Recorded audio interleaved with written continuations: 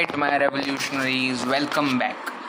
Like we discussed in the previous video, this time we'll be considering the NCERT, and I've started with political science of class 6th.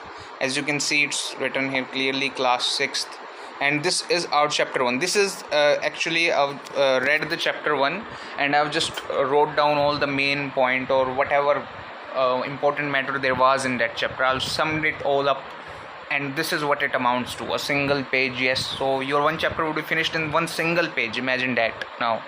So basically, like if there are 10 chapters, we can just finish them off in 10 pages. I did decide that I'll just make one complete video for the whole book, like class 6th NCERT completely covered in one single video. But then I decided that we're not just about studying. I mean, we just don't have to study books or memorize a bunch of words and do well in exams, right? This is a revolution. This is the journey to transforming you and not just making you some mug up machines that just go around showing off their information. We don't need information, we need education, right? So basically the first term that we encounter in this chapter 1 of NCERT, it's inequality. So I've already written the meaning of inequality here. Inequality comes about, and of course I recommend you that you read the book, you read the chapter first, and then you come and watch this video, because the chapter teaches you a lot more than these simple terms would.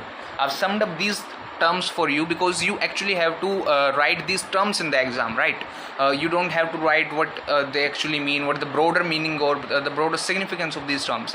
In exam, of course, they'll ask you some factual points, they'll ask you the meaning and the definition of these terms and all that.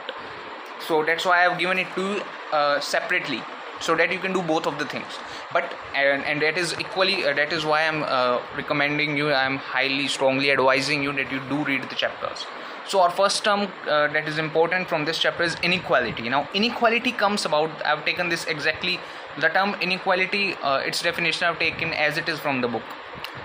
The rest of them are my own made up definition. So I propose that if you do find any changes, or you think that they can be they can be modified or made in even better sense, so I do recommend that you write it down in the comments and how can I improve them. So inequality comes about when one person does not have the resources and opportunities that are available to other persons. This is basically inequality. Like if you do not have the resources or the opportunities that that is available to one person, it means that you are unequal, like there's inequality. So suppose that, like I'm giving my own example, my own true life example. So I play badminton, and I play badminton really, really well, like almost better than all my local players around here. But there's just one thing that I'm lacking in, or I was lacking in for a very long period of time, and that was a good racket. I used to play with a very basic racket, while all those good players, they use high class rackets and all the great best rackets. So I barely managed to compete with them because I was just lacking in my racket. I needed a good racket. My skills were better than them, my stamina was better than them, and all those other things. But I highly required just a good racket. That was the only thing I was lacking in, and that is why there was some inequality between me and those players, right? And this inequality, although this was at a very small level, this same inequality can take place at much bigger levels. Imagine a student studying at a very great college, a very big college, let's say, for take example, King's College. I guess you've all heard about that, King's College. And one other student is studying at a government college. So they both are very unequal, right? There's a lot of inequality among them, because the kind of environment, the kind of resources that big college can provide, the government college would never be able to do that. And therefore the child studying in the government college would have much less learning opportunities than the one studying in that private college, right? I think it's King's School, not college, or something like that, but you get the gist what I'm trying to say here. So this is how inequality happens around. This is why there is inequality everywhere among us. Because you don't have the same, nobody has the exact same resources or opportunities that some other person has, right? Even within a family, a boy has some different kind of resources, the girl has just some different kind of resources. Even both are boys or girls, they still have different kind of resources and opportunities. Like opportunities can sometimes be a matter of luck also. So basically inequalities are everywhere, but inequalities come into play. We start noticing and caring about inequalities when it becomes really crucial to identify them and manage them. Like there could be a lot of inequality among, like, there are two top-notch students, right, and one is very poor and the other person is very rich. So he's getting all the resources, he get all the books, all the online information, and he has internet and TV and all those kinds of modern gadgets. But the poor person, he barely manages to find any to buy any books, or barely manages to compete with the rich student because he lacks resources. Now what say that an institution comes, or the government recognizes the talent of the poor child and gives to him the same resources that the rich child was getting. So in this case, the poor child suddenly manages to get so many resources, and suddenly he will become much more efficient, right? He can use his brain, he can use his you can say intellect to the fullest now, because the government made up for his lack of resources, right? And this becomes more crucial because the government is all about the citizens. The government needs to take care of the citizens, and if the citizens are better, if the citizens are more educated, if the citizens have a higher productivity, higher efficiency, then it will in turn help the country, right? So when it becomes a real major agenda that we really need to identify inequalities in particular areas, like in order to grow more, or in order to grow more efficiently, then we actually look at inequality as a major scenario, as a major circumstance that needs to be identified and solved. So inequality is basically what I'm trying to say here all through this, is that inequality is basically everywhere around us, but specifically looking at a particular inequality and solving that inequality is required when we want to achieve something better, when we want to do something even better, right? Like I wanted to become a better badminton player, I wanted to compete with all those players around me, I wanted to beat them. So I had to solve this inequality problem of mine. I had to like bridge the gap somehow. So I bought myself a good racket, and now I'm able to easily compete with them. Though this is another story, that I don't have good strings now. I do have a good racket, but the strings are really lacking. But still, the badminton made up a lot of the previous thing that I was lacking. Like made up a lot of for my skills. So it obviously increased my performance by a great deal, a great amount. And this is exactly why we all need to manage. We all need to come on, man, I can't seem to form that word. It was just in my head right now. And that is why we all need to identify inequalities and solve them. That's what I'm trying to say. And now our second is, history and geography are often tied in the cultural life of a region. Now this is very true. The history and geography of a particular region, they are actually very much connected to the cultural life, like how people live there, or how the culture of a particular area is. So like imagine a country where the people are very angry, or the people often always fight with each other. Okay, so like that area can have a lot of it can have maybe a lot of deserts, or maybe a scarcity of vegetation. Like for example, take Syria. So Syria is really, Syria, you can see that in Syria there are always broken buildings and rubble and not pollution, so like garbage and all that kind of things everywhere, right? So it changes the geography of that area, right? So because there is always rubble and dirt and pollution and bombs and all, and bodies and blood and gore and all those kinds of things, so it definitely changes the geography of that area, and history as well, because that area has seen so many wars. And what is it tied to? It is related to the cultural life of the people living there, right? Because they have a like kind of different culture there. They are power hungry, maybe, or they may be too ambitious. So it basically depends upon the cultural life of a particular region, how its history and its geography are shaped. Because ultimately we the humans, or we people, are the ones who shape our history. We shape the history or geography of any region, right? We have the power to bring change. Okay, now so our third term is, or basically our second term, diversity. Gosh, I forgot to write them with the black pen. Anyways, diversity. I've written this definition myself, so there might be something lacking in it. So I highly request it. If you do find some good changes in it, do write them in the comment section. One more thing that I would like for all of you, that whoever's watching my video, and if you think that it's good or it gave you some information that you were lacking, or maybe I had explained it to you in a good manner, let's say, just please do remember to write it down in the comments, because otherwise I really don't know what kind of a job am I doing. If you don't feel like that this was an informative video or that I'm a bad teacher, like I teach not such a good manner, so you can just please leave a dislike also. That will be also highly appreciated. Diversity now. Different kinds of culture, thoughts, beliefs, tradition, religious practices practiced or followed by individuals. So diversity, here I've written different kinds of, in fact I try to change it again to difference. So difference between the kinds of culture, thoughts, or diversity. Diversity, it means in Hindi it means vibhinnata, like diverse, different types of.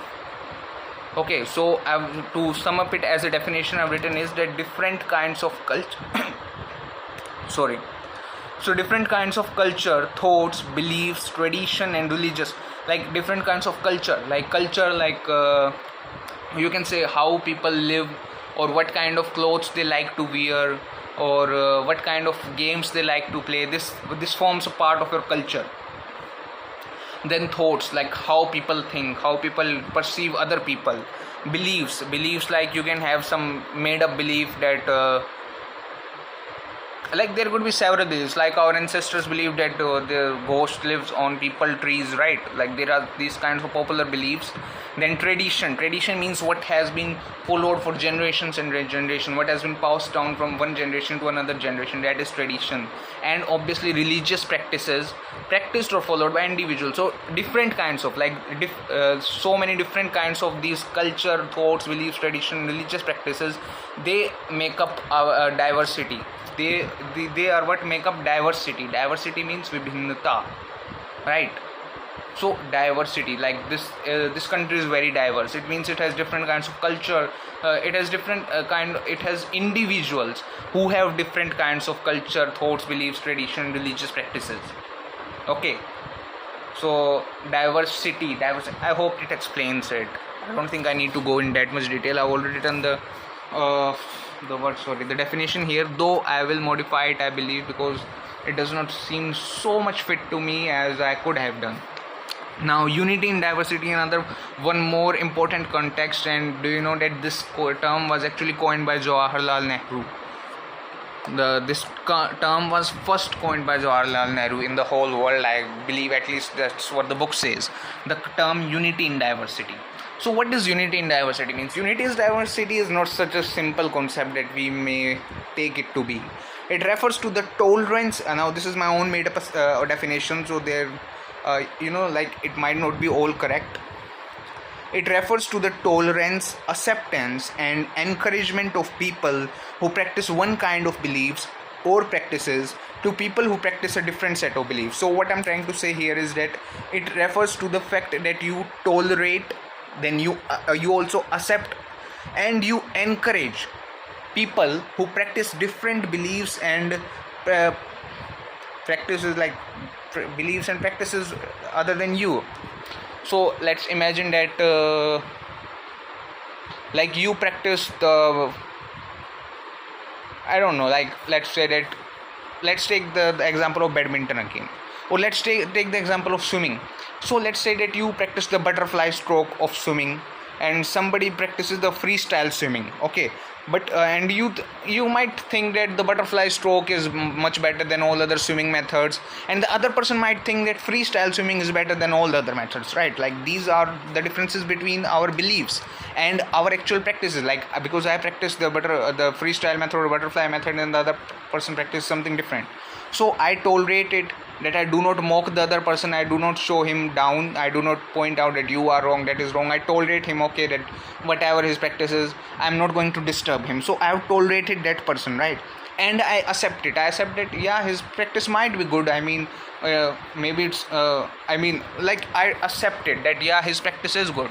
Freestyle swimming is also good. I mean, it's not a bad method. It's also a good swimming method. I accept, and I encourage him that, yeah, man, you are doing very well. You should do it. You should practice harder. You are really well. Like you do this really well. You are very good in it. And I encourage that person, even though his beliefs or his practices are different from me. This is what is called unity in diversity. alright, that we both are diverse in nature, we both are diverse in our practices, but we are still united. Alright, this is what shows unity in diversity. So I actually, the third word, encouragement, I wasn't going to use it, but then suddenly I remembered our governments and I had to use it, because the job of the governments is to encourage as well. I mean, normal people might not encourage. For normal people, tolerance and acceptance is alright, but for governments they also need to encourage, and that is why I had to use the third word. So what it means like here is that imagine our government. So our government is basically, for now, as of now, also a Hindu government, right? Or you can say a Hindu supporting government, but our government still, it tolerates the Muslim community, like it does not throw them out of the country and it does not start killing them. So it is tolerating them, okay, like alright, if they want to do this, let them do this. So this is tolerance, and they accept that okay, Muslims also have a good practice of faith, Muslims also are good people, and Muslims have just a different kind of faith. So we have accepted the Muslims, the government has accepted that okay, their practices are right, they have the right to follow their own practices. So this is acceptance and encouragement. We also encourage them that you follow your own practices. We provide funds to them for their for the construction of their masjids. We provide some land tax reductions to them so that they can build their own masjids, or we provide some other kinds of incentives to them. I mean, the government provides some kind of incentives to them, so that is also encouraging their different practices or beliefs. So this is how our government is practicing unity in diversity. This is what unity in diversity actually means. Now, okay, moving on to our second image now. I mean, the second chapter. Now, I'll sum up the second chapter as to what it means. So, the second chapter is basically, it has 3 points, but they go really deep. The first one is prejudice. Now, what is prejudice? I mean, all of you have a vague idea about all these terms already, but not in detail, right? That's what we are discussing here right now. So, prejudice, to form preconceived notions and beliefs about others. Now, again, all of these are my own written definitions. Prejudice, to form preconceived notions and beliefs about others which are not based on any firm facts.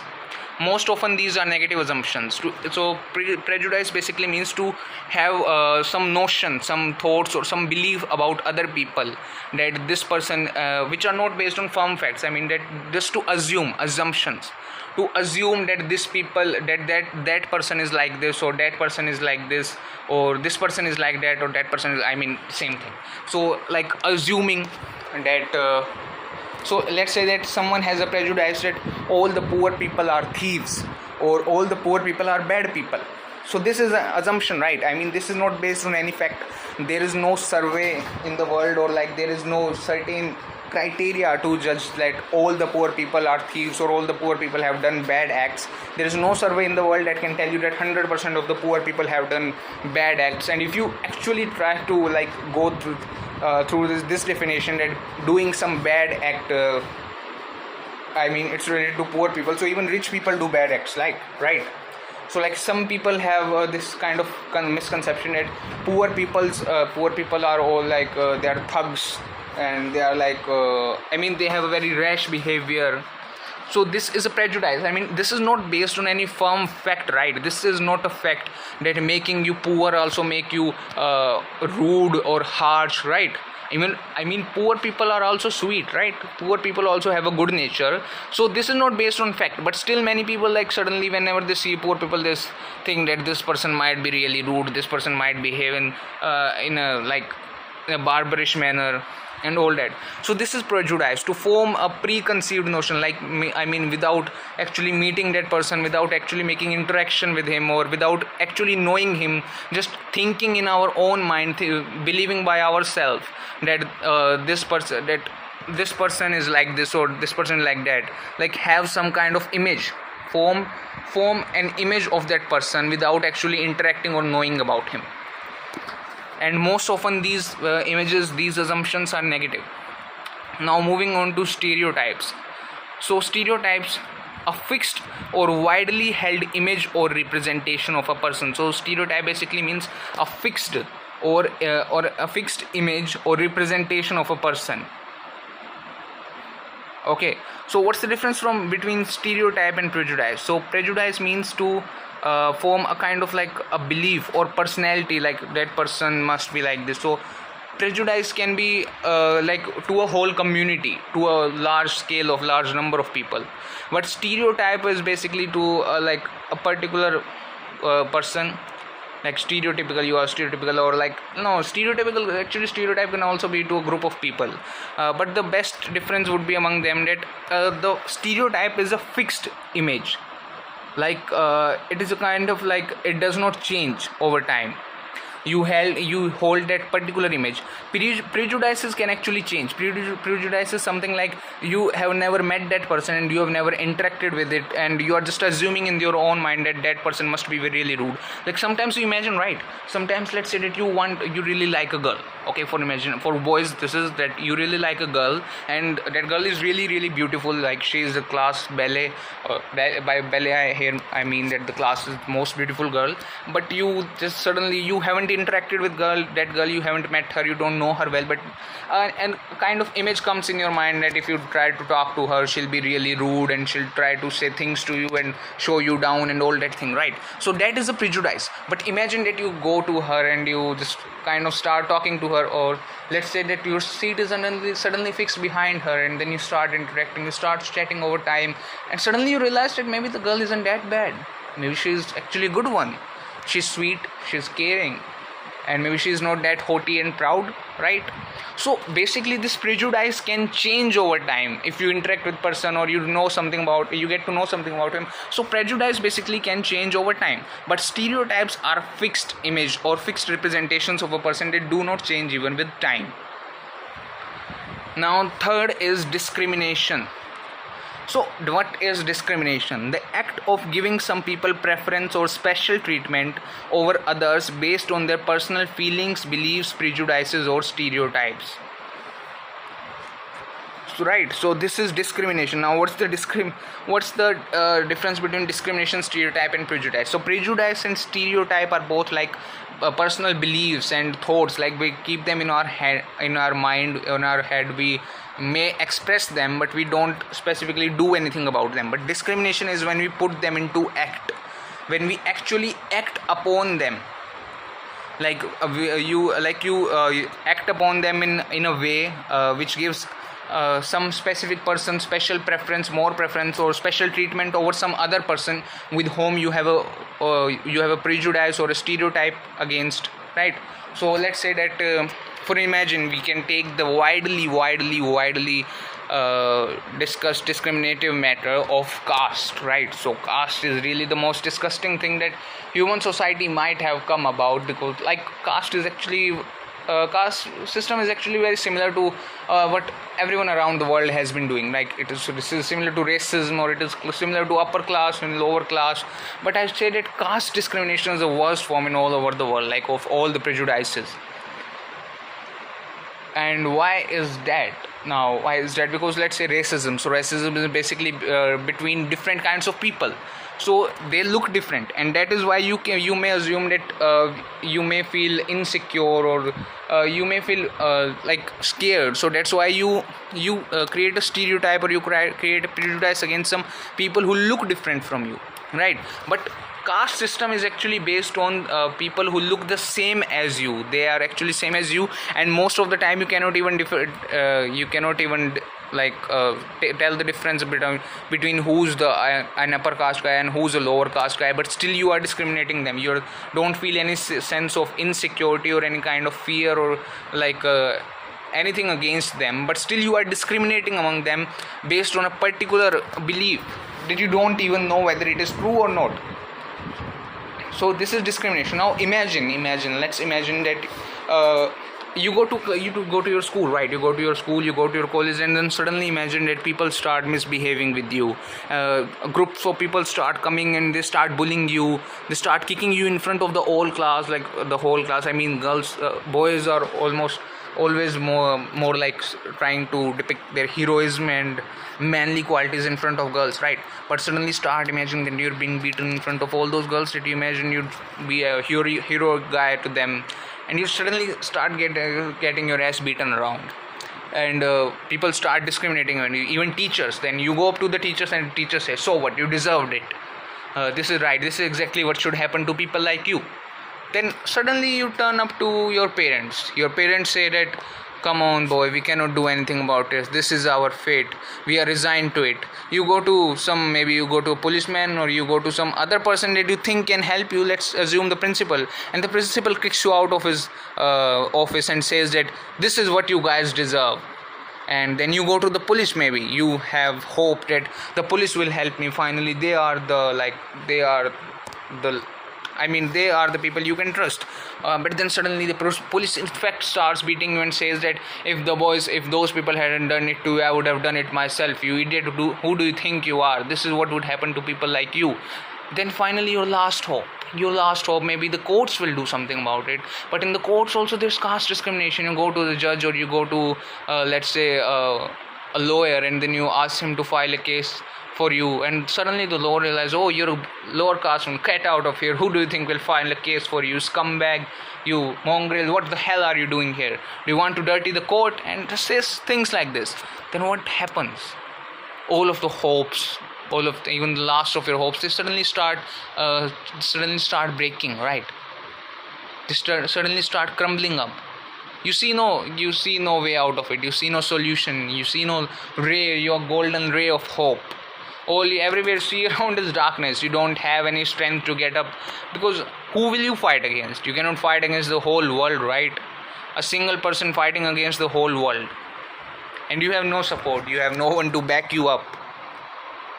Like, you thought that maybe there would be someone out there, someone who would listen to you, who would understand how you feel, and who would try to help you, who could help you, who would have the power to help you. But suddenly you realize that you're powerless, and everyone is just toying with you, everyone is playing you around, and then you feel that maybe it's all just like a bad dream, and you'll just wake up tomorrow and feel that all of this has changed. And the next day it's the same, and the next day after that, and the day after that, and that, and that, and that. And for your whole life you are being discriminated about something that you have no idea what the fuck you did wrong, right? I mean, it wasn't fucking your fault that you were born into a lower caste family. So I ask all of you, imagine to one more thing now. Imagine you, to all the fat people out there, I'm just saying that, imagine that, you already are, I guess, that people discriminate against you for being fat, people make fun of you, people tease you for being a fatty, right? You fatty ass, like, people say these kind of things to you. And then suddenly imagine that people start discriminating with you even more. People don't want to drink water in the same glass that you touched because you are fat. People don't want to cross the same roads as you did because you are fat. People don't want to be friends with you because you are fat. Nobody wants to look at you even because you are fat. And people think that people can just come up around and beat you and take out their anger whenever they feel like. They can, like, you are some kind of insect that they can even kill mercilessly and nobody would give two shits about it. Why? Because you are fat. So how does it feel? I guess it already feels bad that people tease you and make fun of you, and you don't get all that attention that you wish you had when you are fat. But imagine that all those prejudices, all those discrimination also starts happening with you, which were being done with the lower caste people. And this is your fault. Being fat is your problem, mate. Being fat is your fault. But being born into a lower caste is nobody's fault, right? Like, no one can do anything about it. He doesn't choose that, God, please send me to some upper caste man where I be rich, otherwise all would be born to Ambanis, right? So that is not their fault, but a whole community, a whole group of people, hundreds of thousands of crores of people are being fucking discriminated against every day just because they are born into some specific community, which they had no idea about that they would be born into. And you fatty people out there, you can change yourself. You start exercising, you start having a good diet, and you change your lifestyle, you change yourself, you end up all that discrimination that had been going against you. You have a right to a new life, right? But those people with the lower caste, they don't have any second chance to a new life. Like they suddenly can't change their caste tomorrow. Like they wake up and they decide that I will change my caste. That can never happen. But you can wake up tomorrow and decide that I will become slim, I will work hard, I will become wealthy. A poor person can become wealthy, but a lower caste person can never become an upper caste person. How can they? So imagine your whole life is nothing but torture and misery and discrimination and all that, and you have no idea, not like no single ray of hope that you can depend on. You have no idea how you can ever change that, and you live up every day, you wake up every day thinking about that, what am I going to face today? And why is all this? Because some shitty people like created a system where they are at the top. Why? Because they didn't want to do anything. They were useless scums, right? I mean, you might feel bad that I'm talking about in this way with your ancestors, like the Brahmins that I'm specifically talking about in here, those useless scums. So I'm not sure myself, but as far as I'm read, it was the Brahmins who proposed the idea that there are 4 varnas, 4 castes, and Brahmins are at the top. So I'm gonna blame all of it on them. I mean, if you feel bad about it, I can't do anything about it. Reality is reality, mate. If you really want to change it, then maybe you should reflect upon your ancestors' behavior and bring about a good image, at least for now. So why do these people did it? Because they didn't want to do anything. They were lazy scums, right? And they wanted power. They were power hungry, ambitious scums. So that is why they decided that, alright, let's create a system where we'll just sit and those guys will feed us. And at the top of this list were the Shudras, right? The lower caste people, the Dalits, the Chamars, and all that. And why? Nobody knows. I mean, if this was based on their working only, like they did these kind of jobs, or this was their profession, and that is why they belong to the lower caste, then you could change that. If you do a lower job, I mean, if you do a very really low profession, if you belong to, you can change it. You can work hard and change your profession, right? You can change everything around you. You can change the way people treat you. But they were not even allowed to change that, right? Now this is discrimination. Like, you are not even being given the chance. Every opportunity, every chance, every hope is snatched away from you. And why? Because they want to remain in power. They want to enjoy all the privileges. They are really selfish and power hungry and driven by purely selfish motives. So they just want to keep sitting at the top and make you do all the hard work while they crave at your bellies and feed themselves. So this is what I want to tell all of you. Like, I mean, we are now educated people, and we know, like, suddenly somebody starts telling you tomorrow that you will work under me and you are inferior because you have black hair. So what's that fucking supposed to mean, that, dude? Like, how, in what way are black people inferior to people, like, in black haired people are inferior to people with different kinds of hair? Can you imagine that? I mean, it's such a laughable matter. So suddenly imagine that you are just a black haired guy, you're going about your business, or let's say that you are a skinny guy, and suddenly the fat people suddenly forms a association and they start misbehaving or mistreating the skinny guys, and they say that we are fat guys and you should work under us, and we are more superior to you because God created us fat. God gave us more flesh, and it is because He prefers us. It is because we are God's own chosen people. I mean, this is literally so funny. So suddenly all the fat people, they make this association and they put all the skinny people under themselves, and they they start discriminating against all the skinny people. How would that feel? It would feel stupid, right? And this is exactly what we are doing. Now there are some people who feel so proud that we are, I don't know, we are Yadavs, or we are Rajputs, or we are stuff. I just read about this on the Instagram, and I don't have any fucking idea what they feel proud for. Their ancestral name? I mean, what did you do, dude? You didn't even do a thing.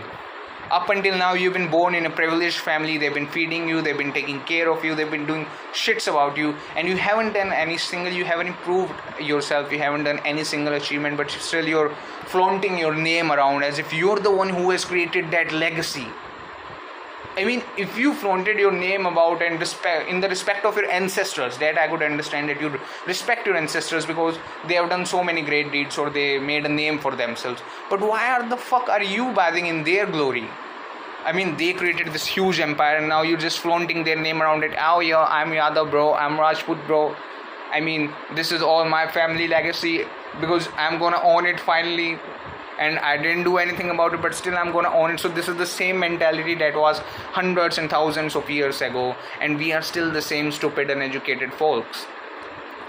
And this is why exactly discrimination is so prevalent in our country, and as long as discrimination is prevalent, we will remain uneducated forever. And being uneducated means we will never develop, and that is why we're still a developing country for so many years. Now the reason, like I talked so many bullshit, I said so many things, I said all that stuff. You might be thinking that it's all boring and it's not useful stuff, but it is actually useful. This is what really sets you apart from all the other educated people that you are going to encounter, that you are going to compete against. I mean, everyone can write an essay on a cow, but it depends how much feelings you put into it.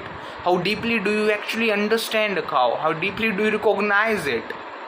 This is what sets you apart. How deeply do you sympathize with your own people? How deeply do you connect with your own people? Or are you just some person who has read a lot of books and now his mind is filled with a lot of information and arrogance, and you're just trying to show it around, you're just trying to boss everyone around? Or are you actually connected with all the information that you have read or that you filled your mind up with? So this is what education is about. Education is not about just reading a bunch of books or gathering a lot of information. It is about how efficiently and effectively you can use that information to rise to a better level of humanity. So these were the 2 chapters about, and I hope you understand what discrimination means by now, and how you would feel if you were to be discriminated against, and at that, discriminated against if you didn't have any fault in it. Now imagine being discriminated against for getting low marks. Now all those students out there, I bet you do get discriminated against, because like somebody asked you, beta, how much marks did you get in 10th? How much marks did you get in 12th? And you feel some kind of shameful that I only got 65%, or 70%, 85% or 80%, and suddenly you have a stoop on your face, right? And then the relatives say, oh, my son got 95%, don't worry, try harder next time, and stuff like that. And your parents are scolding you that, see how much marks his son get and how much marks you are getting. Now this, like, you feel really bad at this, right? You really do feel bad at it. And let's imagine another scenario that we all feel somewhere inside us, that we are not maybe that beautiful. Imagine that you like a girl, you really, really like her, and she's extremely pretty, and you want to approach her, you want to at least start a conversation with her, but you realize that maybe you are not good looking enough, maybe you don't look so handsome, maybe you don't look so tall, maybe you're not that muscular, and you feel that she might not like you, she may not like you, and you are being eaten inside in all of that. You ponder about it for days and days, you want to talk to her, that feeling is eating at you, and you just can't make up your mind, you just can't get up that bravery and all that, so it's to confront that girl, right? You can't muster the courage because you think that you're not so beautiful.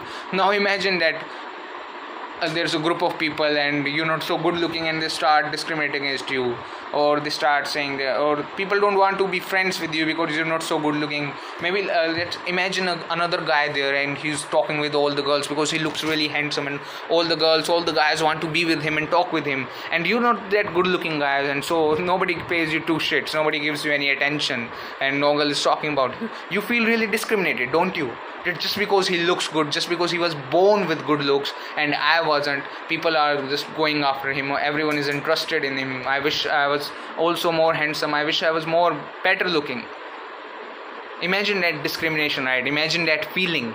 Now imagine that in this feeling, in this scenario, in this case, in this circumstance, situation, you can definitely do something about it. You can maybe take more care of yourself, use self-care methods, or like even go to some extreme lengths or go for surgeries. But the thing is that in the end you can actually change how you look, right? You can make yourself better. But imagine being born into a lower class society, into a low caste. You can never change that. No surgeries, no cosmetic procedures, no methods, nothing would ever change that, right? And you would have to live up with this reality. You would have to wake up every day with this reality facing you that you are being discriminated against because you are born in a low caste. And no matter how much you study, no matter how wealthy you are, no matter how the fuck educated you are, nothing's gonna change. You'll be discriminated against by everyone. Imagine small younger children or elders discriminated against you. Why? Because you're fucking born in a low class family, man. I mean, imagine 10 years old, 9 years old, 8 years old kicking your butt, kicking your ass around and calling you names or maybe making fun of you. I mean, this is exactly the reality what happens 50 or 60 or just 70 years ago. I mean, it may not be so prevalent in today's time, but still these kinds of things happen. I mean, you may not imagine a 9 or 10 year old kicking a 21 or 24-year-old big guy around and discriminating against him, like, right? You can't imagine that, but it actually happens, and it happened. And this is exactly why I'm trying to tell you that you need to open up your mind, you need to understand what discrimination is about, and you need to bring about a change for it. And this is why we are studying discrimination. We're not just studying it, we are studying it so that we can apply it to our real lives, right? I mean, what's the point of studying otherwise? So this concludes our chapter 1 and chapter 2, and stay tuned for the next chapters as well.